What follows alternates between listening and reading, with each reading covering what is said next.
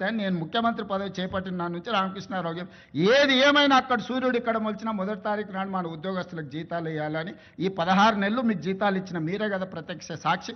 గతంలో మీకు ఏం కావాలన్నా విడతల వారిగా మీ జీతాలు వచ్చేది. మరి ఇవాళ మీకోసం పనిచేస్తున్నా, ప్రజల కోసం పనిచేస్తున్నా, మీరు వేరు, మీరు మేము అందరం కలిస్తేనే ప్రభుత్వం.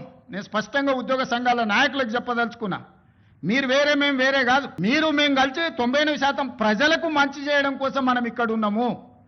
మనం సమరం చేయడానికి ఇక్కడ లేం. ప్రజల మీద యుద్ధం చేసిన వాళ్ళు ఎవరు బాగుపడ్డోళ్ళు లేరు. ప్రజలు ఊరుకుంటారా?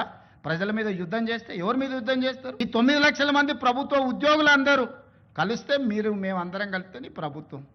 మనందరం కలిసి పనిచేస్తేనే పేదలకు మేలు జరుగుద్ది. రాజకీయ నాయకులు రాజకీయ పార్టీల చేతుల్లో పావులుగా మారకండి అని చెప్పి నేను ప్రభుత్వ ఉద్యోగ సంఘాల నాయకులకు విజ్ఞప్తి చేస్తున్నా.